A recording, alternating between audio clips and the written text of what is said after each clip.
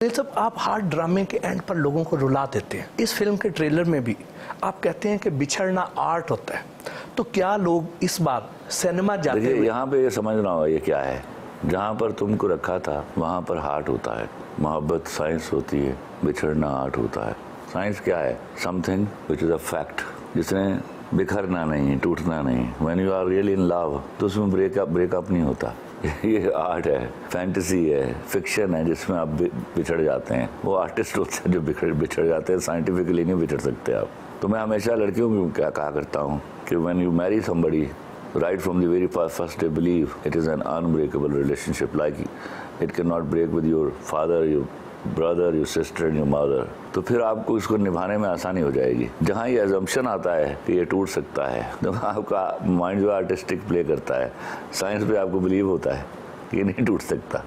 तो don't try to be artist in that. तो इस फिल्म में क्या लोग सिनेमा जाते हुए पॉपकॉर्न्स लेके जाएं या टिश्यू के डब्बे? नहीं, देखिए, फिल्म जब मैं लिखता हूँ तो लाइट फिल्म लिखता हूँ, लेकिन बगैर मैसेज के नहीं लिखता। लंदन ही जाऊँगा is carrying a very strong message. ये बताता चलूँ कि ये समझना होगा, इस फिल्म को देखने के बाद बहुत शोभदाबाद ये कहेंगे कि शायद ये उस वाक़े के बाद इसने लिखी है, ये उस वाक़े से 7 महीने पहले लिखी जा चुकी थी। ओके, तो फिर शर्म आएगी बहुत सारे लोगों को। मैंने यूँ ज़िंदगी जी, यूँ कंसीव किया अपने यहाँ की औरतों की प्रॉब्लम्स को, और मैं शायद उनमें से हूँ जो औरतों के मसाइल को जानता हूँ। इसलिए मैंने हमेशा औरत का अलम बुलंद रखा, उसको मैंने गिरने नहीं दिया मर्द के पैरों में। आप अंदाज़ा कीजिए ना, पंजाब नहीं जाऊँगी मैं, ये पहली वारदात थी पूरी इंडस्ट्री की तारीख में कि मेरा hero all through the film recessive रहा है। आखिर में भी उसने माफ़ी मांगी, एक थप्पड़ मारने की माफ़ी मांगी उसने, तब माफ़ी हुई है।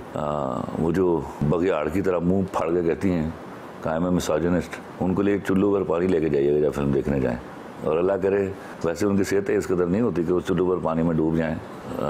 दुआ कीजिए कि उनमें से कुछ डूब जाएं तो बाकियों को सहारा मिल जाए। लंदन नहीं जाऊँगा मैं, आपका अपना पसंदीदा डायलॉग कौन सा है? अभी नहीं बताऊँगा। कॉमेडी का डायलॉग है तो फिर ज़रा हो जाए ना। वो उससे पोल खुलेगी। भले ही कितनी स्ट्रांग मेरी दोस्ती है हुमायूं से, लेकिन अपने प्रोफेशन में मैं कभी फेवर नहीं करता। But he is such a wonderful actor and I wanted to do more and more for him. तो for a hero I don't believe age matters, लेकिन उसके बावजूद मैं ज़रा चीकी रहता हूँ इस मामले में। मिसाल के तौर पर मैं पब्लिक को याद नहीं रहने देता इसकी एज क्या है। अभी इस फिल्म में भी था, एक बैठा सोच रहा है कुछ, सोहेला में साहब कहते हैं कि ओए ये वाट किस चीज़ के? जो फर्स्ट से शर्ट पर देखा, कुछ शर्ट पर उसके वाट पड़े थे किसी वजह से। शर्ट पे नहीं पुत्र, मत्थे पर। ये पुत्र जी डिप्रेशन की वजह से एज फैक्टर है। तो इतने में इसको गुस्सा आ गया, तो इसमें माँ गुजरी इसकी बीच में से, सबा फैसल। कहता मेरी एज कितनी है? कहती अपने अब्बा जी से छोटा है तू। People laugh and forget, you know that matters. इतना वो मंझा हुआ है।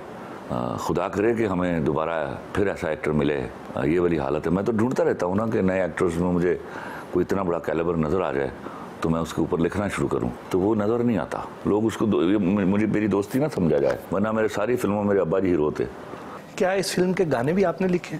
2 गाने लिखे मैंने, बल्कि 1.5 गाना लिखा। अच्छा, वो नज़र आ जाएगा आपको। पहला गाना फिल्म का, और वो जो सैड गाना है उसका एक पोर्शन लिखा मैंने।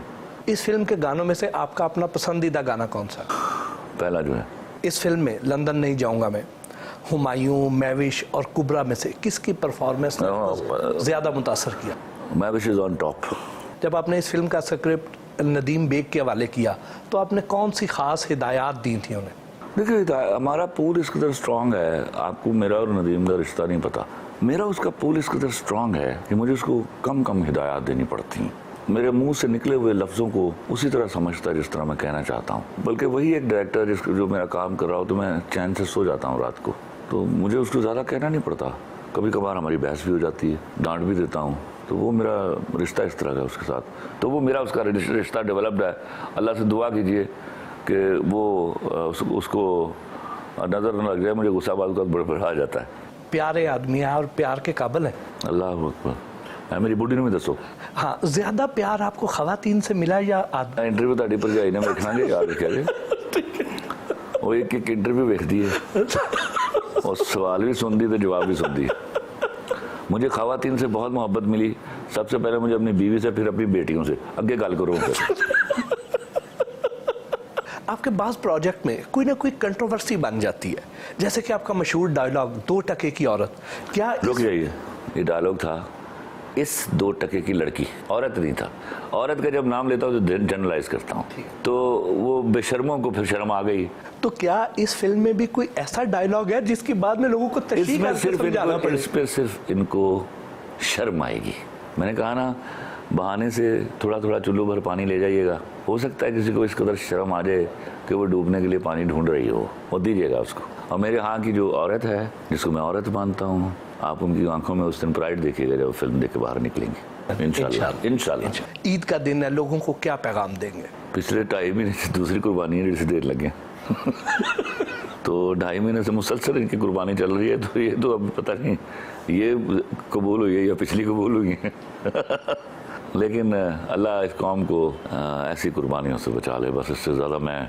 और खुदा के वास्ते behave like a nation no, रियाया की तरह ज़िंदगी गुजार के, हाथ बांध के अमीर आदमी के सामने बगैर सोचे कि उसकी जो अमारत है इसके पीछे हराम है या हलाल है, ये कुफ्र, इस कुफ्र से बाज आ जाइए तो इंशाल्लाह कौम बन जाएंगे।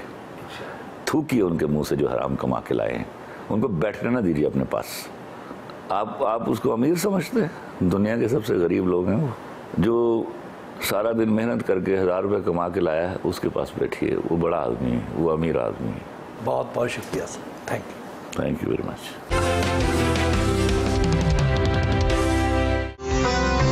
फिल्म की प्रमोशन के सिलसिले में महविश हयात, कुबरा खान और वासिद चौधरी के साथ मीडिया कॉन्फ्रेंस में शिरकत के लिए यूनिवर्सल सिनेमा गए।